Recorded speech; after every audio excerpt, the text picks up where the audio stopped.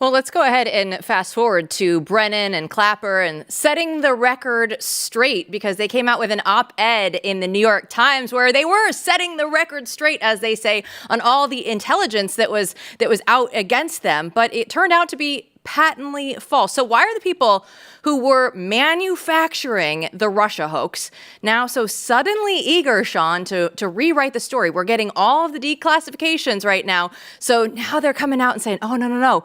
We're going to set the record straight. Well, yeah, they actually lied. They doubled down on their lies, Brennan and Clapper did, in that New York Times op-ed. And they claimed we never put the Steele dossier, the dodgy Steele dossier, in the ICA. It was never in there. It was only an annex in a classified version. That's a total lie. And the documents that Tulsi Gabbard released show it. We have chapter and verse. We have the actual quotes that they used in a very, very secret version of the ICA. That referenced the Steele dossier, that used it to justify its key judgments. And it's actually fascinating to look at the little sleight of hand that they were playing. They had a version of the ICA that they released to the public and that they gave to Congress.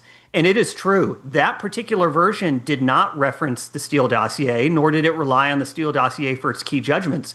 But they also had a much more secret version, which they gave to Obama and other top intel decision makers, which absolutely included that. And there were 4 bullet points initially that undergirded their main judgments that Putin wanted Trump to win.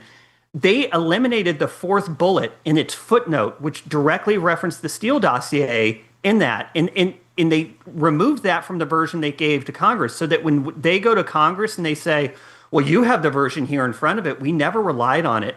That is such a corrupt, fraudulent act there. They knew what they gave to Obama had the Steele dossier in it. They knew it referenced it in the main body, and yet they go to Congress and lie about it because they knew that what they had given to Congress made it look like they were in the clear. And now they repeat those lies again in the New York Times.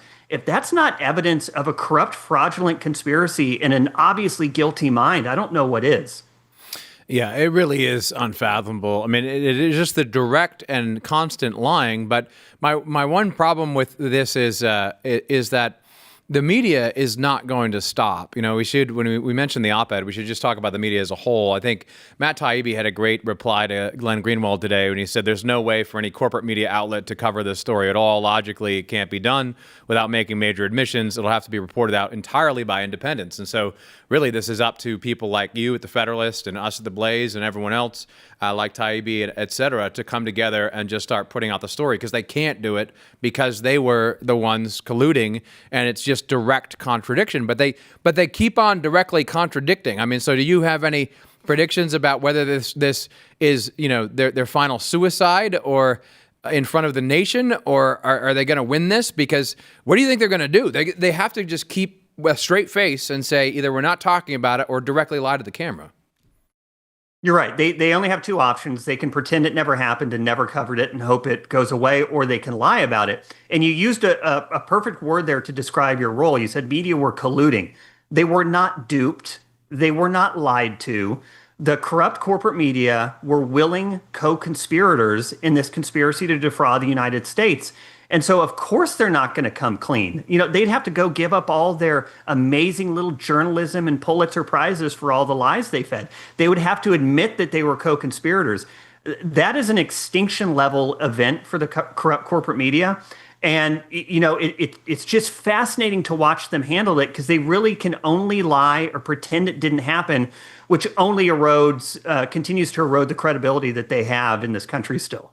Well, I think it came out of the Revolver, but there was a headline of Brennan is still running the CIA. And I want to take you now, with that in mind, to a friend of the show, J. Michael Waller, put something out on X last night. He said, for the fun of it, let's ask if John Brennan had been a Russian agent to destroy America's constitutional republic and confidence in the intelligence community, what would he have done differently? That, I think, cuts right to the point of the entire narrative as a whole. Like, if you were out to do something bad and nefarious, would you have changed any step along the way, Sean?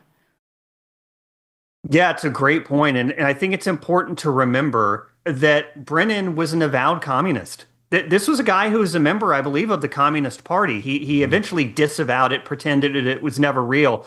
But everything he did is exactly what you might expect from a communist wanting to subvert the institutions of the U.S., lead people to have no faith in their government, to have no faith in the rule of law. You couldn't have scripted it any better. And if anyone appears to have been a marionette of Russian interests, boy, howdy, it looks like former communist John Brennan, doesn't it?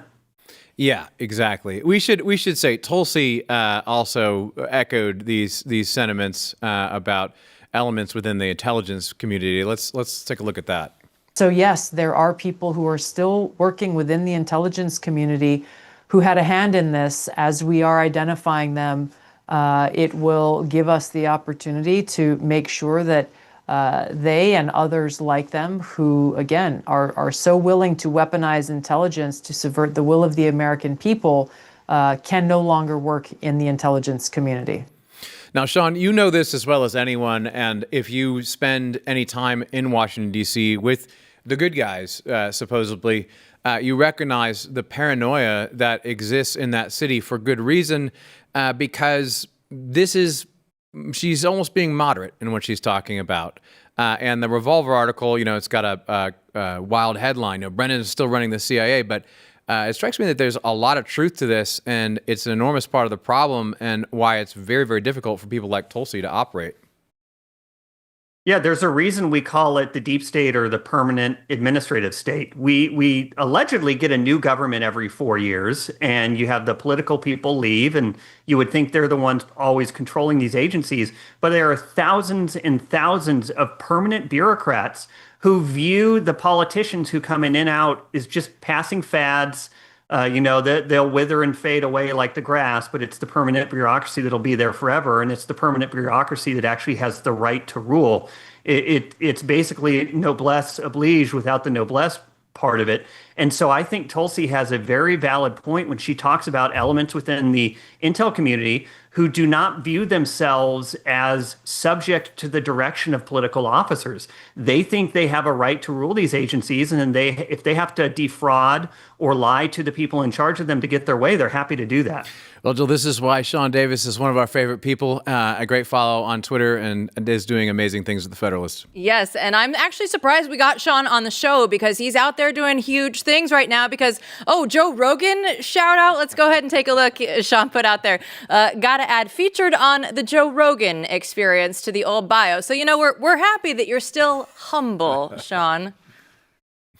Well, y'all are awesome. Thank you for having me on. Well, anytime. Absolutely. This has been fun because it's playing the hits, but it's also trying to get the information out there and telling people like, hey, this wasn't just us talking about this a few years ago. The documents are coming out right now that are showing that this thing actually needs to be taken seriously. So, Sean, we'll definitely have you back on the show soon. Thank you. Take care.